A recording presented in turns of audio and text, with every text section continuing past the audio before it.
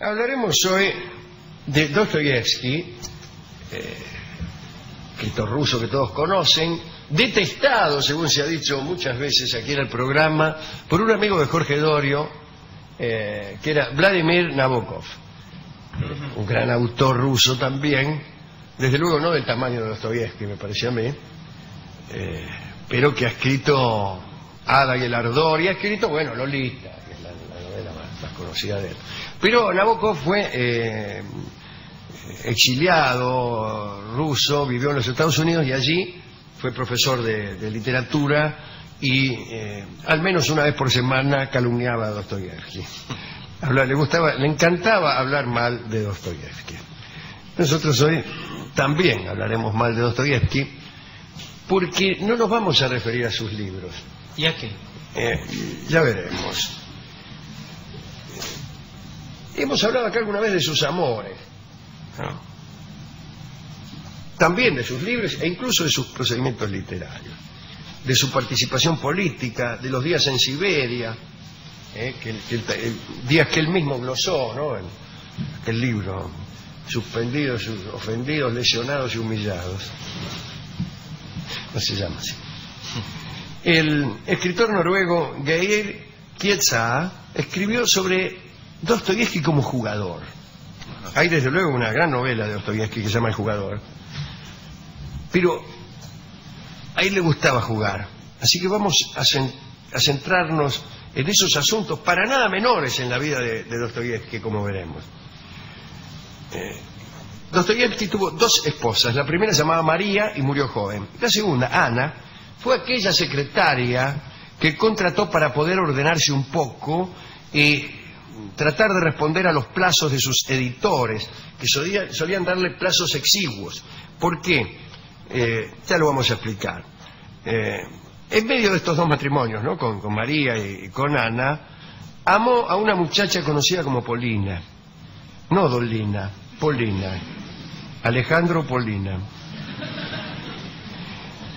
Esta chica, Polina, y Ana, la segunda esposa, dejaron muchos escritos y notas llenas de quejas y preocupación por el desenfreno que tenía Dostoyevsky cuando jugaba. Algunos dicen que jugaba para salir de pobre, situación de la que parecía no poder salir nunca, siempre fue pobre Dostoyevsky.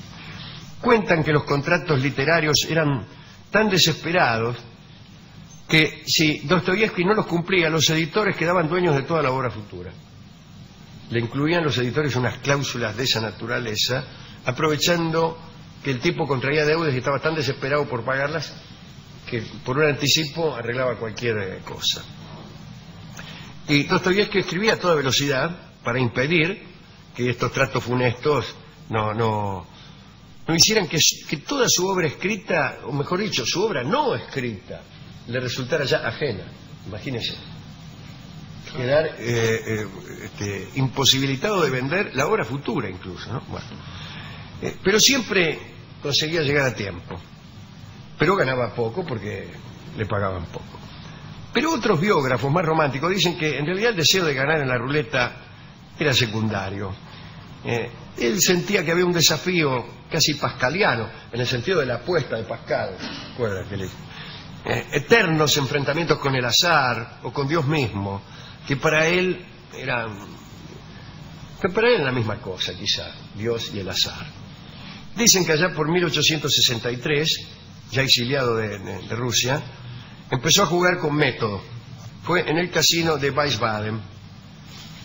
Parece que empezó a estudiar tendencias, la revista Tendencias, creyó en correlatividades entre un tiro y otro de la ruleta, creyó también en todos los manuales que enseñaban a los jugadores el mejor modo de reventar a la banca mediante sistemas infalibles.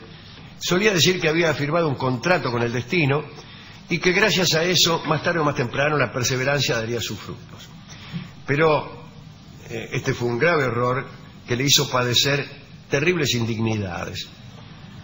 Algunos dicen que solo cuando se quedaba sin un peso y muy endeudado se ponía a escribir, y siempre por la noche. La imposibilidad de cualquier actividad lúdica o burguesa por falta de guita era lo que lo instalaba en su escritorio. Parece que lo echaban de los hoteles, parece que mendigaba, andaba jeteando guita por todos lados. Nunca trabajaba mejor que cuando lo perdía todo. Durante su permanencia vecina al castillo de Wiesbaden, empezó a escribir Crimen y Castigo. Cobraba a veces anticipos, como hemos dicho, pero se los gastaba en el casino o en pagar deudas. A veces, sin un centavo, iba al casino nada más que a adivinar, a jugar de ojo, ¿no? Y podía vérselo festejar como loco a ciertos íntimos e inoperantes, y dicen que le gustaba el 5. El cronista dice también que el amor por su amante Polina pasó a importarle poco. La muchacha no se sometió a ninguna espera, no lo esperó. Mientras Fyodor meditaba acerca de su sistema de frecuencias rojinegras, ella se fue con un estudiante español de medicina llamado Salvador, digo yo, ejerciendo el arte de la prolijidad. Otro de los casinos visitados por Dostoyevsky fue el de Baden-Baden y el de Bad Homburg. Algunos jugadores legendarios como Tomás García y el maltés Vincenzo Bulleja habían convertido aquella ciudad, Baden-Baden, la capital del escolazo. Probablemente, comparado con esos grandes jugadores, Dostoyevsky tenía un juego más bien miserable, jugaba chaucha. Estaba fuera de ambiente en ese lugar, porque era pobre. Por ejemplo, el nombre de Dostoyevsky no aparece ni siquiera una vez en el libro de los ganadores del casino, ¿no? Sin embargo, nadie parecía más concentrado que él en aquel lugar. Pasaba todo el día allí, y cuando se quedaba sin guita, le aconsejaba a los que todavía tenían plata cómo tenían que jugar. Se hizo deudor de algunos famosos, anduvo mangueando por ahí, se endeudó con Tolstoy y con Turgenev, deuda que saldó 10 años más tarde. Lo que sucedió con su segunda esposa Ana fue terrible. Vivían en Dresde. Después del casamiento, en 1867, Dostoyevsky sugirió viajar a Homburg para probar suerte en la ruleta. Partió con la intención de volver a su casa en 2 o 3 días. Fue solo, me parece. Sí, fue solo. La visita duró 10 días y al cabo de ese periodo estaba arruinado por completo. Entonces le mandó unas cartas llenas de culpa y de halagos a Ana, y después de cada una de esas cartas agregaba un pedido. Tenemos una carta acá. Tenemos el original. Mire usted, lo consiguió. Querida Ana, envíame inmediatamente la suma de 20 imperiales. Debo rescatar el reloj que empeñé. Después tengo que pagar la cuenta del hotel y comprar un boleto de regreso. Por Dios que no jugaré más. Fyodor, 21 de mayo de 1867. Tengo otra. 3 días después. 24 de mayo de 1867. Ana, mi amada y querida esposa. Perdí todo lo que me enviaste. Tu juicio es lo único que me inspira temor. ¿Podrás respetarme? La carta continúa, ¿no? Súplicas, explicaciones, pedidos de indulgencia. Ana ciertamente respetó a Dostoyevsky y hasta lo acompañó a jugar. Los anillos de boda fueron las primeras víctimas. Siguieron los regalos del casorio y finalmente las prendas de vestir. Hubo un momento en el que Ana no pudo salir a la calle por varias semanas. Su vestido y su calzado fueron empeñados. No, como la ropa. Fyodor le echaba la culpa a otros jugadores.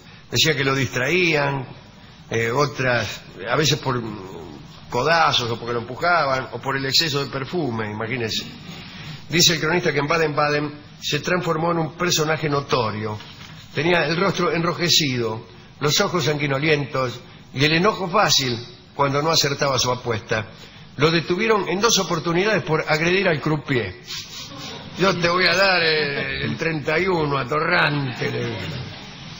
Bueno, no existió nunca un momento de holgura económica en la vida de Dostoyevsky. Fue siempre pobre. Aparecían pagos, adelantos, contratos pobres que se diluían siempre en Baden-Baden, en Homburg o en Wiesbaden. Fyodor y Ana hacían permanentes viajes de un prestamista a otro. Dostoyevsky jugó siempre, salvo en los últimos años de su vida, y puede decirse que no jugó por circunstancias ajenas a su voluntad.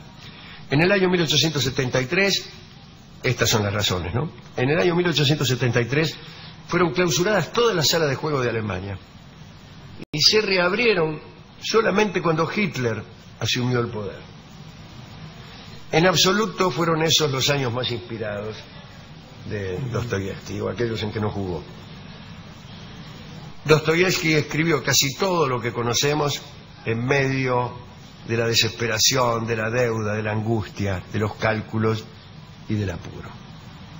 Así que esto es lo que queríamos contar hoy de el amigo Fyodor Dostoyevsky. Hemos ido a la discoteca, nos atendió el discotecario, le hablamos de Dostoyevsky y me dice, claro que sí, el que combatió la tuberculosis. No, señor. No. ¿Qué? Muy bien. Y después de contar historias de sus aventuras en la lotería familiar, en cosas así, nos dio este disco muy pertinente. Se llama Por culpa del escolazo. Bueno, Este fue compuesto evidentemente pensando en Dostoyevsky. sí, no sé si es tan evidente. Yo pero... me imagino. Dostoyevsky siempre fue un tema central en el tango. ¿Sí? ¿Qué tangos hay de Dostoyevsky? Este, Ah, mire usted. Por por decir culpa uno. del escolazo, de salto y carta, escolazo. Todos los del escolazo son por Dostoyevsky. Naturalmente, ¿por quién si no? ¿De quién estamos hablando ahora? Sí, ahora hablamos de Dostoyevsky, pero entonces, medio raro. Ya terminó la discusión. Está medio Ya raro, está, señor, señor. medio Terminó la raro, discusión. raro. Él cuando ve que la discusión la La perdió, pierde. quiere seguirla ad infinitum. Bueno, vamos a escuchar la versión clásica de este tango, que en realidad no es un tango, sino es una milonga. Una milonga de Grela, que se llama Por culpa del escolazo, la canta Edmundo Rivero. Dale.